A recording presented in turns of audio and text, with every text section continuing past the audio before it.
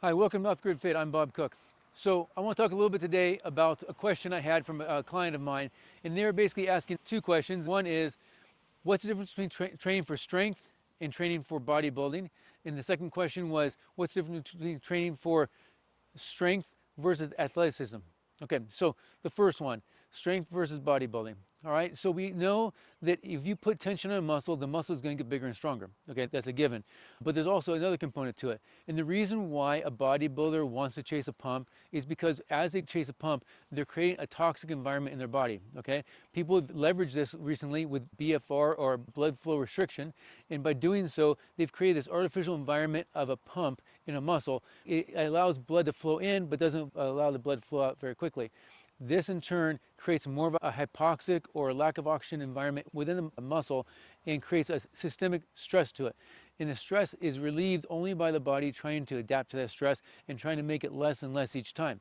So that's the way the bodybuilders like to do it to be able to chase a pump. That usually occurs in the rep range of about 8 to 12, which is basically essentially it's a hybrid between strength and tension and then the metabolic response. Okay, so that being said, when you train for sheer strength, strength is usually more of a neurological component. Okay, so you have the neurological part, which basically means the brain and the spinal cord are actually telling the muscle what to do. Then the muscles have to be able to fire, a certain number of the fibers have to fire, and then the tensile strength of that tissue has to be strong enough to be able to withstand the force. And finally, the hypoxic event or the metabolic stress at the end of it has to be enough to be able to stimulate the body to do more. So all those things being combined, when you're training for strength, you're training more for the neurological component, and when you're training for bodybuilding, you're training more for the metabolic component. But there is an overlap between the two. That's why bodybuilders choose that 8 to 12 repetition number, because when they do that, it allows them to get the capacity for both. So bodybuilders can be extremely strong. You also have powerlifters who can be extremely big. Okay, so they don't go outside of each other. But I think Tom Platz is a great example of somebody who's completely hybrid the system. Tom Platz was originally a powerlifter doing heavy weights for low repetitions, but part of their regime was doing high repetition back squats. And he popularized this, and he ended up with some of the most phenomenal lower leg development of anybody in bodybuilding, probably even close to this day. Anyways, so that being the case, that combining low repetition neurological components along with the high repetition metabolic components creates a very robust system. Okay, doing one or the other will not.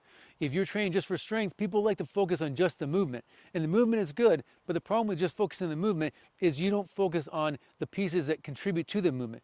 For example, say I want to get better at bench press. I can simply just do bench press and say I want to get better at bench press, I don't want to do anything else, and that has some logic to it. The problem is there's so many other pieces that add on to that that you're missing a lot of pieces. Okay, so for example, doing lateral raises.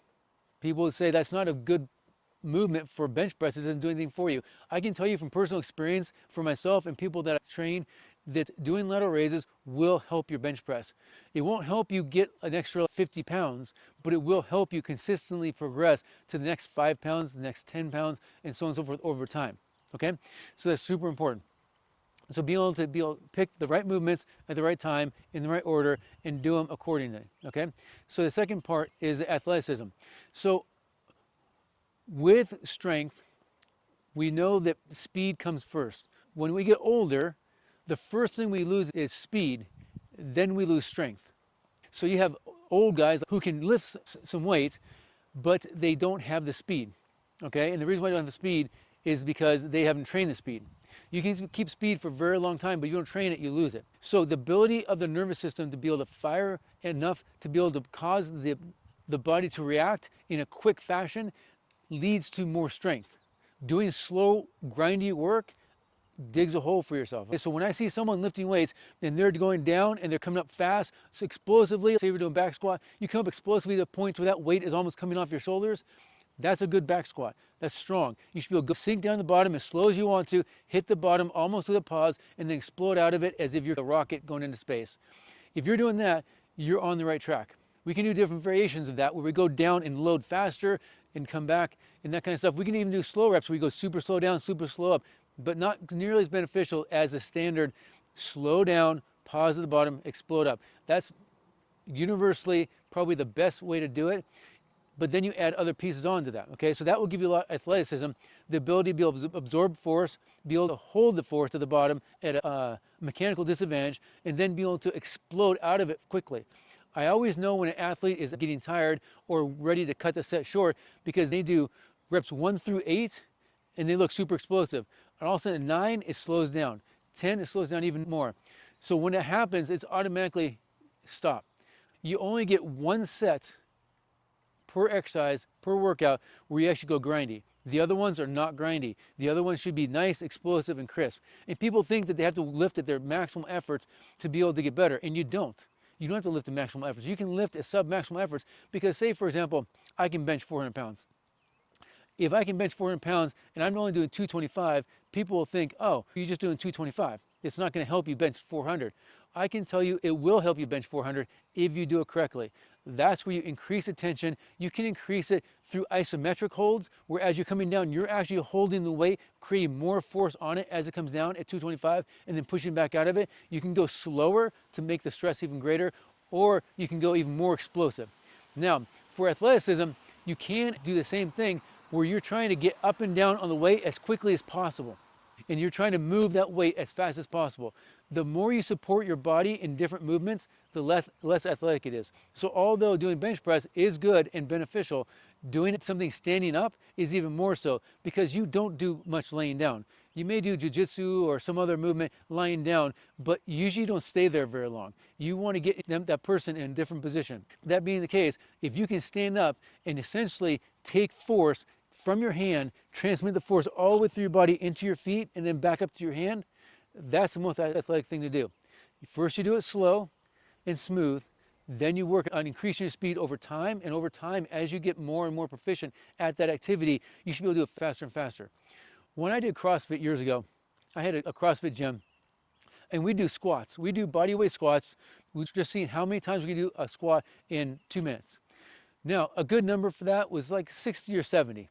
You can get about a squat every 2 seconds if you're going fast.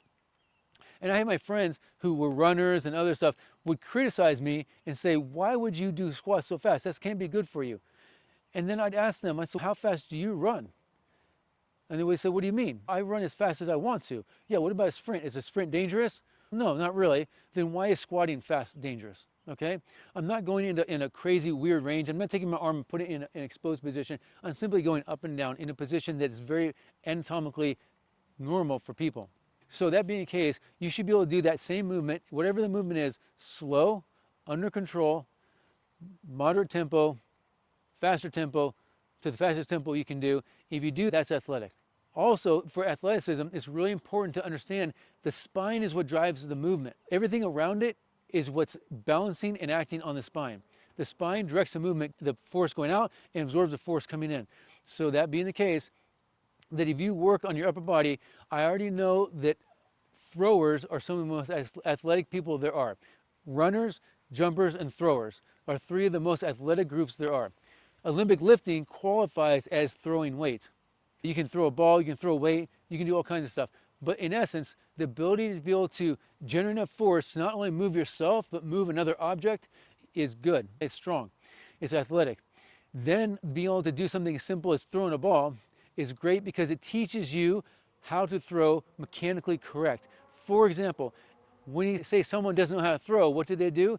They throw like this, okay? And when they throw like that, what they're doing is they're throwing from their wrist to their arm, elbow, to their shoulder, to their trunk. So they're doing it in reverse. They throw backwards. They throw from the hand, and then all the force is backloaded into the trunk.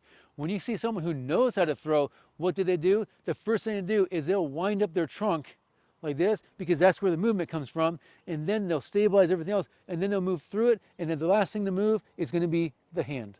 Okay, so they go core to extremity, where people don't have that experience and aren't athletic will go extremity to core. So anytime you're doing anything, you always want to think core to extremity. The posture you put into the activity is the most important thing. That is what makes you the most athletic and the ability to progress years and decades after you've started. And it also keeps you less prone to injury. So the ability to be able to work core to extremity, the ability to be able to move loads under a slow tempo or a fast tempo, and the ability to be able to rotate with your trunk in a smooth, coordinated fashion to be able to jump, to be able to run, and to be able to throw. Those are three essential things that make you athletic. All the other movements, for example, if you had somebody who's good at all those three of those things and you added in weightlifting, they should get better if you do it correctly. You can always bury anybody. You can put anybody under too much load, too much stress too quickly. And that being the case, that will definitely be a detriment to their performance. But if you do it correctly, you can take someone who's jumping, if you add the weight correctly, that should only increase their jumping ability. If you're smart and know how to load it to a point to where they're actually getting benefit and not getting drawback. People love the all in or nothing approach, where I'm going to be lifting weights now. I'm a jumper. I'm going to be lifting weights. So therefore, I should be lifting at my absolute maximum to be able to get the results. That's not how it works. You have to work at the correct amount, and that's judged by how much volume you've done, how your performance is doing. If you're doing a certain amount of performance in jumping, and then you add weights onto it, you should add weights on very gently. Okay, so as not to negatively impact your jumping at the beginning.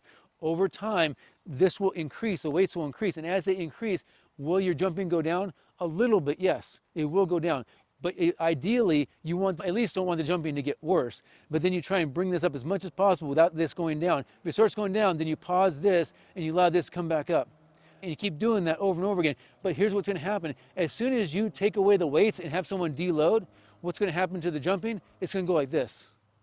They're gonna have so much more in the tank. And the deload can be a short deload. A lot of athletes have this mistake of thinking they need a really long deload, and what they're really doing is detraining. When I did CrossFit years ago, here's what we'd do.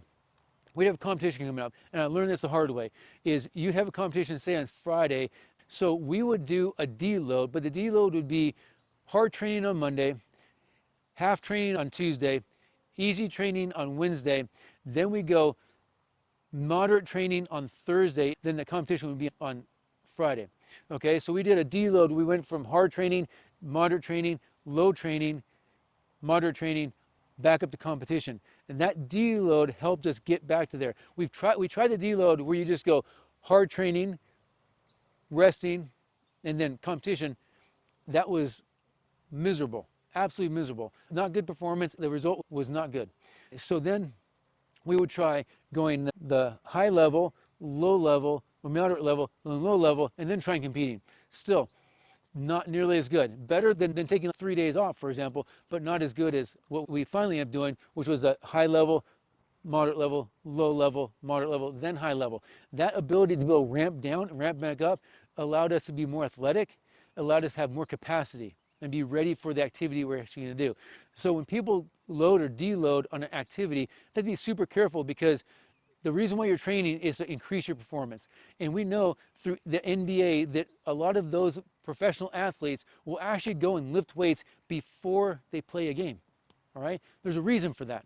They don't just do it just to do it. They're doing it because they're getting performance results on the court from their lifting. And many of them will go back and actually do more work when they're done. These are professional athletes. That's what they do for a living, to keep them healthy, keep them strong, and keep them to be able to perform at the level they're performing at.